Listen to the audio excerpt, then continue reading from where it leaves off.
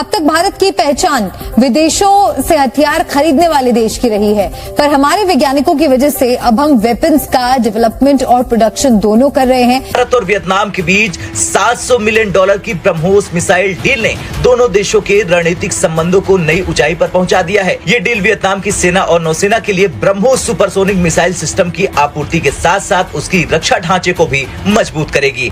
इस सौदे के साथ वियतनाम भारत से ब्रह्मोस मिसाइल खरीदने वाला दूसरा देश बन जाएगा। आपको बताएं कि भारत के पाकिस्तान के खिलाफ एक और नया ड्रामा खड़ा कर दिया गया है कि दुनिया के महामुकाबले में ब्रह्मोस के डर से दुश्मनों के पसीने छूट जाते हैं। ब्रह्मोस की खूबियों पर एक नजर डालें तो आपको पता चल जाएगा कि क्यों ये इतनी खतरनाक मिसाइल है। भारत ने अपने दुश्मन के दुश्मनों को दोस्त बना लिया है। चीन को घेरने के लिए भारत की एक्ट ईस्ट पॉलिसी को लगातार बड़ी जीत मिल रही है। भारत ने अपनी वेपन डिप्लोमेसी के दम पर चीन के दुश्मनों से बड़े रक्षा समझौते करने शुरू कर दिए हैं। रिपोर्ट निकलकर सामने आई है कि भारत वियतनाम के बीच में इतिहास की सबसे बड़ी हथियार डील हो चुकी है। इसके तहत $700 मिलियन खर्च करके वियतनाम भारत से ब्रह्मोस मिसाइल खरीद रहा है। रिपोर्ट्स बताती हैं कि इस डील की सारी नेगोशिएशन फाइनल हो चुकी है। अब बस दोनों देशों के जो प्रतिनिधि है इस पर हस्ताक्षर करेंगे और उसके बाद भारत वियतनाम की सेना के लिए यह ब्रह्मोस मिसाइल मैन्युफैक्चर करना शुरू कर देगा और इसकी डिलीवरी भी जल्द कर दी जाएगी। और इसी के साथ दक्षिणी चीन सागर का दूसरा देश बनेगा वियतनाम, जिसके पास ब्रह्मोस मिसाइल होगी।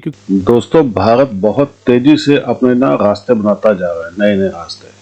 और आप जानते हैं डिफेंस के अंदर बहुत मोटी कमाई होती है। और सबसे बड़ी बात यह है कि आपने जिसको एक डिफेंस का सामान बेच दिया है वो कई सालों तक वो आपके साथ जुड़ गया, क्योंकि उसकी टेक्निक आपके पास होती है। अगर उसके अंदर कोई भी चीज की कमी होगी या उसका कोई पार्ट्स खराब हो गया तो वो आप ही से ले सकता है और किसी और से ले ही नहीं सकता। ये बहुत बड़ी डिप्लोमेटिक जीत होती है दोस्तों। इसके थ्रू आप देखिए भारत ने जो चीन के जितने भी दुश्मन है ना उनको धीरे धीरे, फिलीपींस हो गया, वियतनाम हो गया, ऐसे कई देश हैं जो चीन से परेशान है, अब वो भारत से ब्रह्मोस खरीद रहे हैं। और हम जानते हैं इसमें बड़ा फायदा होता है। और हमारी ब्रह्मोस का तो कोई मुकाबला है ही नहीं।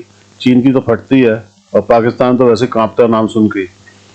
तो दोस्तों, ये जो ब्रह्मोस है ना, इसने हमारे को कई जगह सफलता दिलाई है। और आने वाले दिनों के अंदर जितने भी अरबी मुल्क है ना वो भी आ रहे हैं लेने के लिए, वो भी तैयारी कर चुके हैं।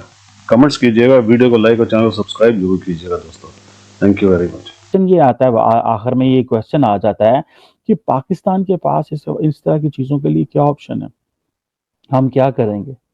ठीक है जी, जिसे वो कह लें कि उनकी एयरफोर्स की एक्सरसाइजेज हो रही हैं, मिसाइल वो कहते हैं मिसाइल छूट गए।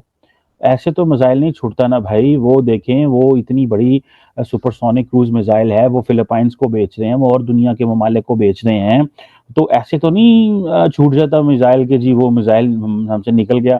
और ये मैं तो मेरी तो आज भी इस पे जो ऑब्जर्वेशन है, असेसमेंट है, आई एम नॉट जिसे कह लें मिलिट्री एक्सपर्ट नहीं हूँ, या मैं उस तरह चीज़ों को मैं obviously I can not make people understand जिस तरह एक मिलिट्री स्ट्रैटेजिस्ट और वो करते हैं। लेकिन मेरी सिक्स सेंस ये कह रही है कि बेसिकली इंडिया पाकिस्तान की कैपेबिलिटी चेक करना चाहता है। और ये ब्रह्मोस मिसाइल जो है, इसकी अगर हम स्पेसिफिक बात करें तो ये रशिया और इंडिया की कंबाइंड टेक्नोलॉजी है।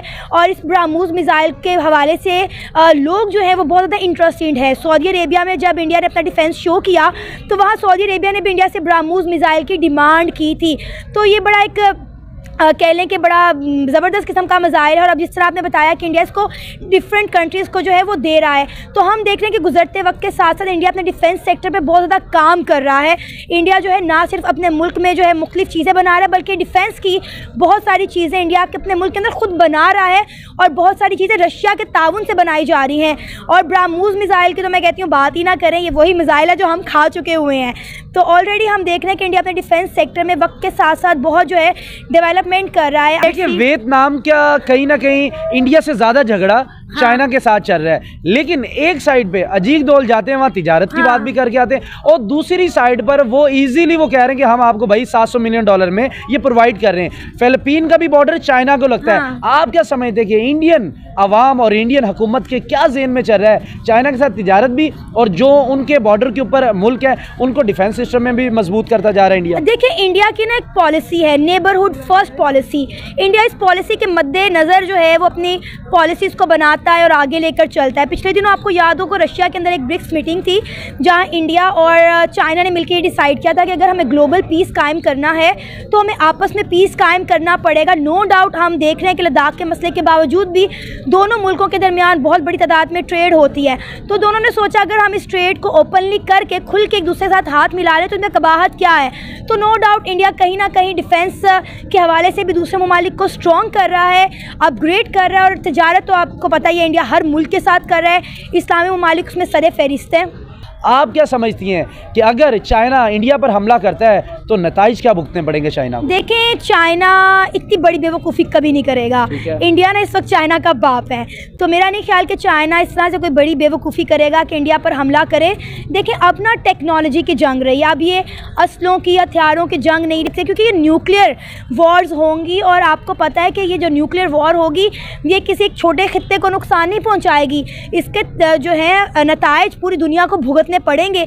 लिहाजा ये इकॉनमी की वॉर है, हर मुल्क एक दूसरे के साथ इकॉनमी। और देखिए मेरी बात सुने, अब ना लोग बहुत एडवांस हो गए, 5th जनरेशन है, लोगों को पता है कि हमने एक दूसरे के साथ ताल्लुकात बेहतर करने, अपने मुल्क को डेवलप करना है और आगे लेकर जाना है। वो दौर नहीं रहे हैं लोग एक दूसरे लड़े हैं, लोग अपने मफाद को देख रहे हैं, अपने मुल्क को।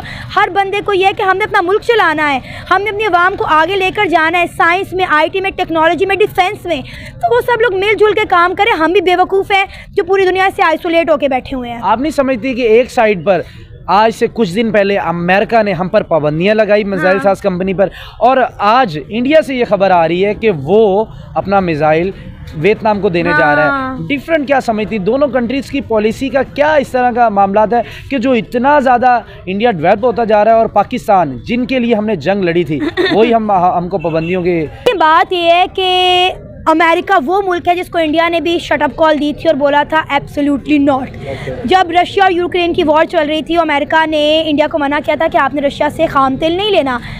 डॉक्टर जयशंकर ने अमेरिका को शट अप कॉल दी थी, उन्होंने कहा कि आप कौन होते हैं हमें गाइडलाइन देने वाले, जो हमारी कौम के लिए और हमारे अवाम के लिए बेहतर होगा हम वही करेंगे।